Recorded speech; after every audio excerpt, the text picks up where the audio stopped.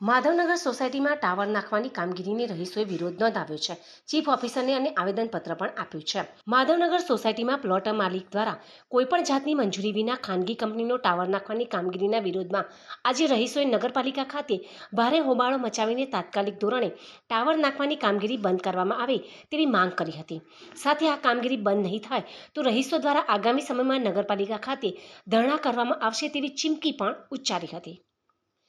પાટણ શહેરના પદ્મનાભ 4 રસ્તા પાસે આવેલી માધવનગર સોસાયટી કે જે રહેણાંક વિસ્તાર હોવા છતાં પ્લોટ માલિક બાબુભાઈ ભગાભાઈ પટેલે પોતાના માલિકીના પ્લોટ નંબર 2માં એરટેલ કંપનીનો ટાવર નાખવાની કામગીરી શરૂ કરી છે। જે બાબતે રહીશો દ્વારા ટાવર ન નાખવા માટે બાબુભાઈ પટેલે રજૂઆત કરતા તેઓએ પોતાની મનમાની કરી પોતાને અંગત હેતુ પાર પાડવા માટે તથા સોસાયટીના કોઈપણ રહીશોને અન્ય મંજૂરી વિના ટાવર નાખવાની કામગીરી શરૂ કરી છે।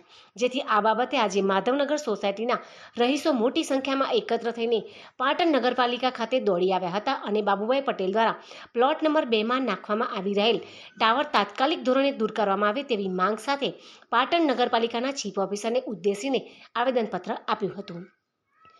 વધુમાં રહીશોએ જણાવ્યું હતું કે રહેણાંક વિસ્તારમાં કોની પરવાનગીથી આ ટાવર ઊભું કરવામાં આવી રહ્યું છે તેમજ આ ટાવર ઊભું થાય તો તેના રેડિયેશનને કારણે સોસાયટીના રહીશોને શારીરિક તેમજ આર્થિક નુકસાન થવાની પણ શક્યતાઓ રહેલી છે।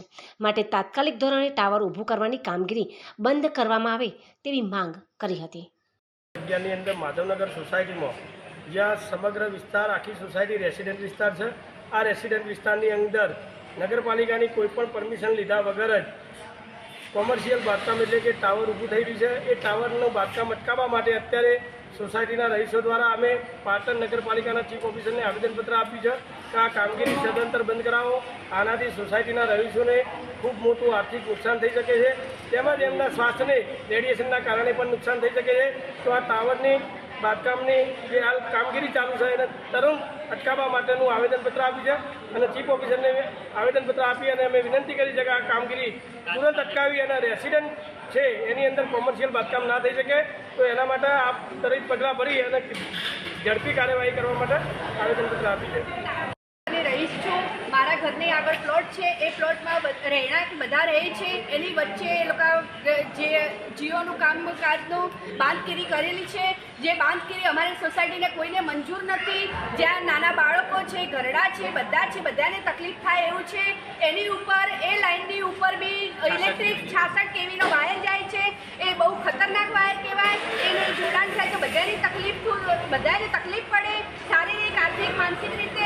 એટલે મહેરબાની કરી અને આ ટાવર હટાવવા માટે અમે અહીંયા નગરપાલિકામાં એકત્રિત થયા છીએ। જે અમે આવેદનપત્ર પણ આપેલ છે, એ આવેદનપત્રનો સ્વીકાર થાય અને અમારી રજૂઆતને ધ્યાનમાં લઈ અને તાત્કાલિક એના પગલાં લઈ તેવી અમે અહીંયા આશા રાખીએ છીએ। કદાચ ટાવર ન હટે તો આગામી શું પગલાં રહેશે તમારા? કદાચ ટાવર ન હટે તો અમે આગળના પગલાં માટે અમે અહીંયા